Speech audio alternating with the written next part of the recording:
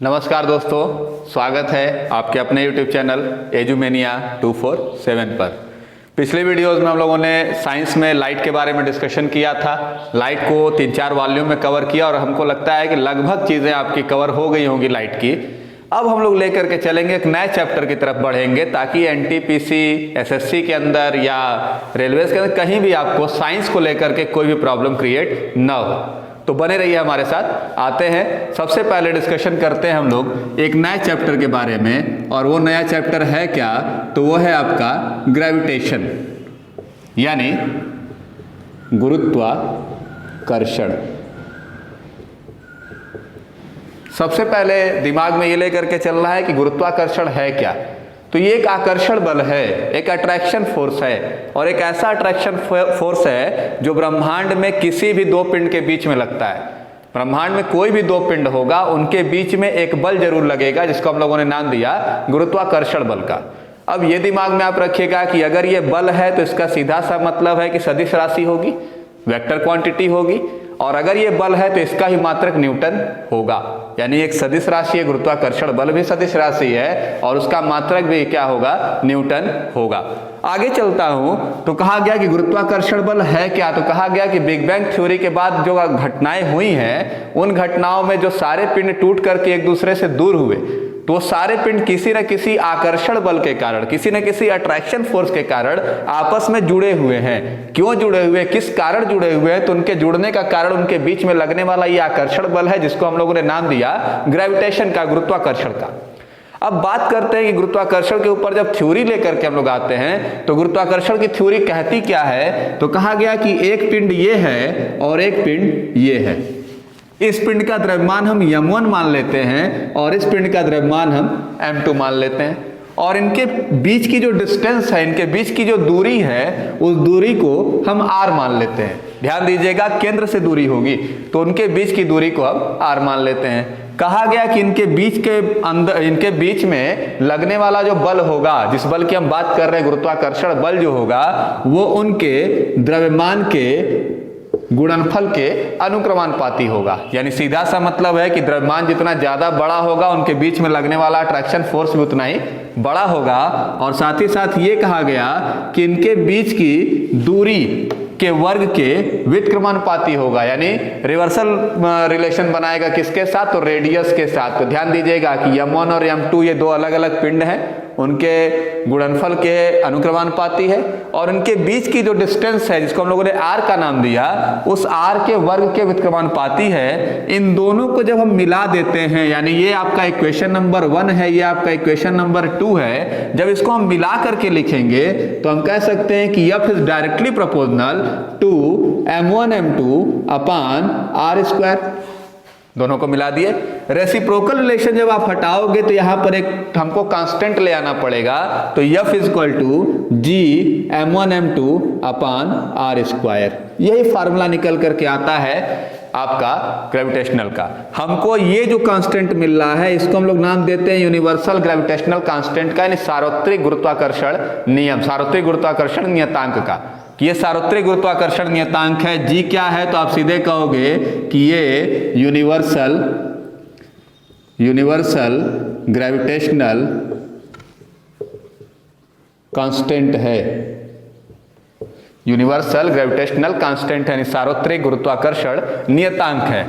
यानी G पूरे ब्रह्मांड में कहीं भी चले जाएंगे उसके अंदर परिवर्तन आने वाला नहीं है। G कहीं पे भी जाएगा तो उसके अंदर परिवर्तन आने वाला नहीं है। मतलब G का मान जो डिफाइन किया गया, तो कहा गया 6.67 इंटू 10⁻⁻11। मात्रक को लेकर के दिक्कत आती है तो ये दिमाग में रखिएगा कि जब G को आप निकालोगे तो G का मतलब होगा FR square upon m1 m2। F यानी बल है तो हम इसको सीधे कह दें न्यूटन, R दूरी है, इसका मतलब ये मीटर स्क्वायर, m1 और m2 मास है यानी kg इंटू kg यानी kg स्क्वायर। यही मात्रक निकल करके आएगा इसके साथ, यानी न्यूटन मीटर स्क्वायर पर kg स्क्वायर। ये यूनिवर्सल ग्रेविटेशनल कांस्टेंट है। ब्रह्मांड में कहीं भी चले जाओ, यहाँ पर m1 पहले पिंड का द्रव्यमान है, यहाँ पर m2 दूसरे पिंड का द्रव्यमान है। अब पहला पिंड अगर आप चाहते हो तो पृथ्वी ले लो, दूसरा पिंड आप चंद्रमा ले लो, पहला पिंड अगर आप चाहते हो तो पृथ्वी ले लो, दूसरा पिंड आपको लेना है तो आप उसके साथ आप मंगल को ले लो, किसी को भी ले लो आप, उसके अंदर कोई अंतर आने वाला नहीं है क्योंकि ये यूनिवर्सल ग्रेविटेशनल कांस्टेंट है, इसके अंदर कोई अंतर नहीं आएगा। ये ब्रह्मांड में आप कहीं भी चले जाओगे, चाहे आप पृथ्वी और मंगल की बात करोगे, चाहे इस मार्कर और मार्कर के ढक्कन की बात करोगे, दोनों के बीच में एक अट्रैक्शन फोर्स है और उनका जो ग्रेविटेशनल कांस्टेंट लग रहा है वो कितना है, तो वो है आपका 6.67 × 10⁻⁻11 न्यूटन मीटर स्क्वायर पर केजी स्क्वायर। ध्यान दीजिएगा कि गुरुत्वाकर्षण बल एक ऐसा बल है कि जो ब्रह्मांड में उपस्थित किन्हीं भी दो पिंडों के बीच में लगता है। कोई भी दो पिंड जो ब्रह्मांड में उपस्थित हैं, यूनिवर्स में अवेलेबल हैं, उनके बीच में लगने वाला जो अट्रैक्शन फोर्स है उसी अट्रैक्शन फोर्स को ग्रेविटेशनल फोर्स कहते हैं। ग्रेविटेशनल फोर्स जो है वो बल है, इसलिए इसका भी मात्रक न्यूटन होगा। बल है इसलिए इसको भी सदिश राशि के तौर पर ही हम काउंट करेंगे। ये हम लोगों ने नॉर्मल थ्योरी लेकर के शुरुआत की ग्रेविटेशन की। आगे चलते हैं तो थोड़ा सा कॉन्सेप्ट निकल करके आता है, कहीं कहीं पे चीजें दिक्कत में लाती हैं, जिसको हम लोग नाम देते हैं, एक होता है आपका कैपिटल जी, जिसको हम लोगों ने अभी डिस्कशन किया ग्रेविटेशनल फोर्स का ब्रह्मांड में किन्हीं दो पिंडों के बीच में, और एक नाम आता है स्मॉल जी। दोनों में अंतर क्या है? तो पहली चीज तो ये आप जान लो कि जी के बारे में अभी मैंने बात किया कि जी क्या है, तो universal gravitational constant, universal gravitational constant यानी सार्वत्रिक गुरुत्वाकर्षण नियतांक है।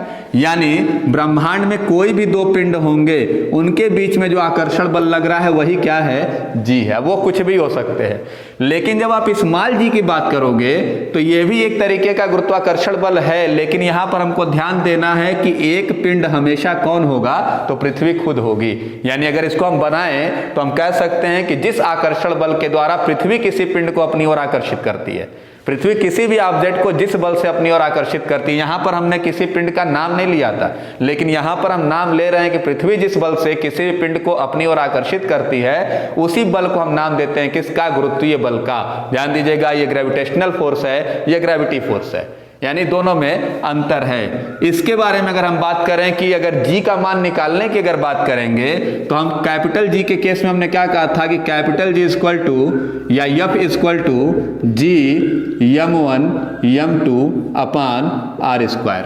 हमको निकालना क्या है, तो इसी फोर्स के बारे में बात करनी है। यही फोर्स क्या है, जी है।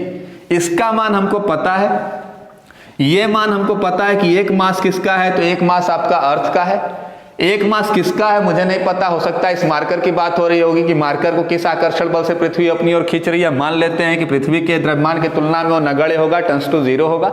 रेडियस ऑफ अर्थ की बात कर रहे हैं, यानी अगर इसको आप सॉल्व करोगे तो जी का मान अभी मैंने बताया आपको कि जी का मान होता है कितना, तो 6.67 यानी 6.67 × 10⁻⁻11 किसकी वैल्यू है, जी की। यम की वैल्यू अगर आप बात करोगे तो यम की वैल्यू होती है 5.97 × 10⁻24।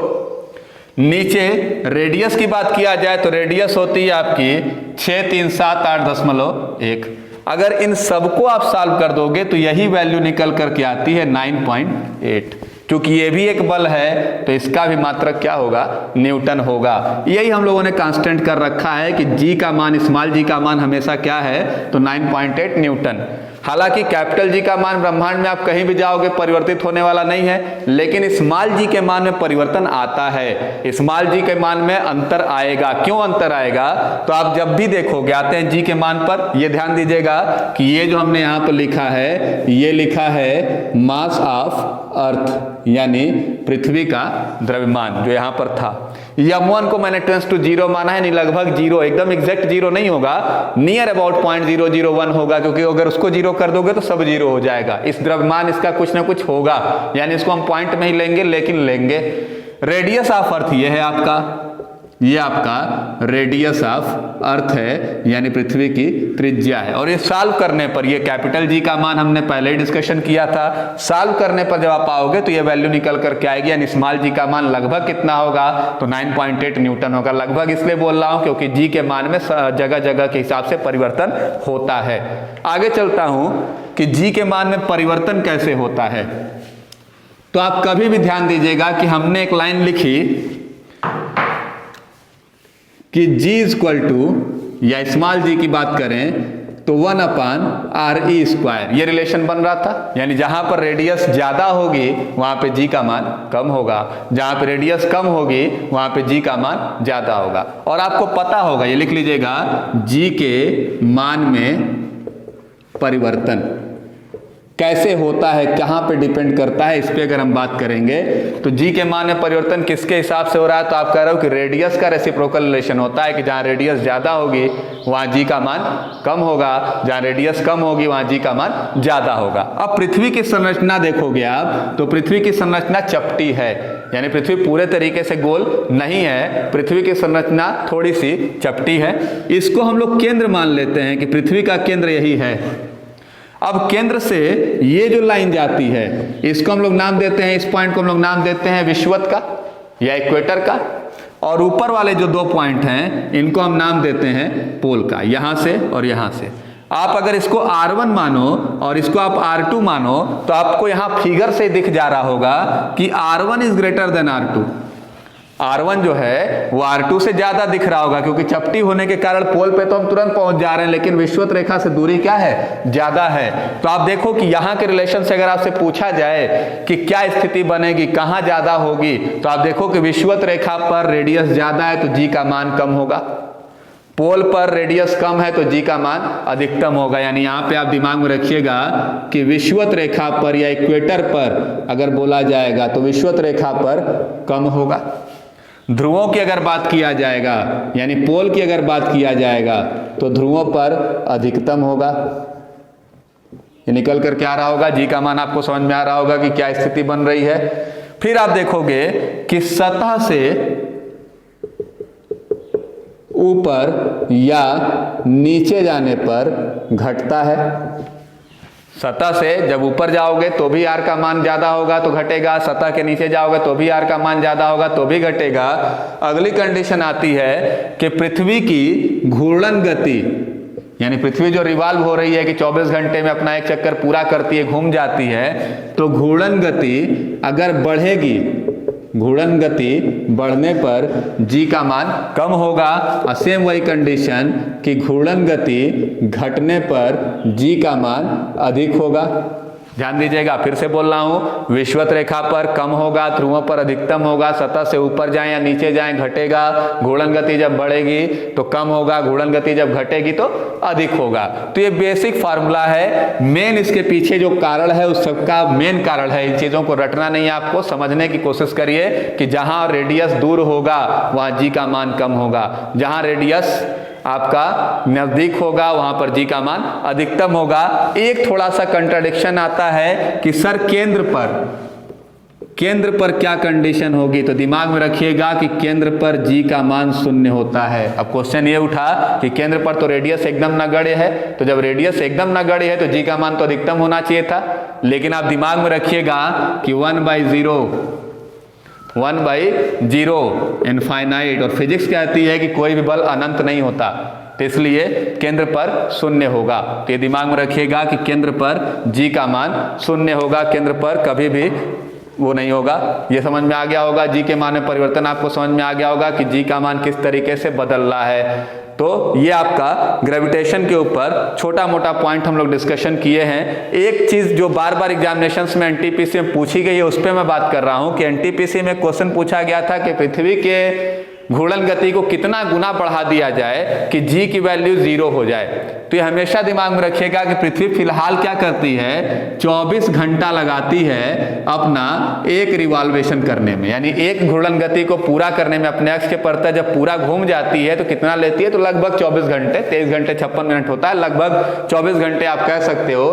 तो कहा कितना कर दिया जाए कि ग्रेविटी के ऊपर उसका असर पड़े, तो आप हमेशा दिमाग में रखिएगा कि पृथ्वी की घूर्णन गति को अगर 17 गुना बढ़ा दिया जाए, यानी वर्तमान जो गति है कि एक दिन पूरा करती है, एक दिन में एक चक्कर पूरा करती है, अगर उसको हम 17 गुना बढ़ा दें तो उस कंडीशन में जहां पर अधिकतम मान था, कहां पे अधिकतम मान था, ध्रुवों पर, वहां पर भी जी का मान क्या हो जाएगा, 0 हो जाएगा। और दिमाग में रखना कि जहां अधिकतम था जब वहां 0 हो गया तो बाकी किसी जगह पर चर्चा करने की आवश्यकता नहीं है। और यह भी दिमाग में रखिएगा कि अगर कहीं पर जी का मान 0 हो जाएगा तो उस जगह पर हमेशा व्यक्ति का भार भी क्या होगा, शून्य हो जाएगा।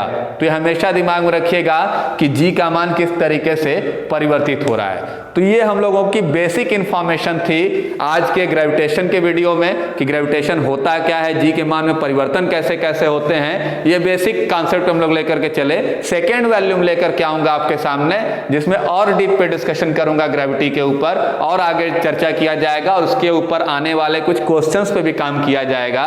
तो हमारे साथ बने रहने के लिए धन्यवाद। मेरा वीडियो मेरा यूट्यूब चैनल एजुमेनिया 247 जरूर से लाइक करिएगा, शेयर करिएगा, सब्सक्राइब करिएगा। आपके काम की वीडियो एक के बाद एक लेकर के आऊंगा आपके साथ। हमारे साथ बने रहने के लिए धन्यवाद।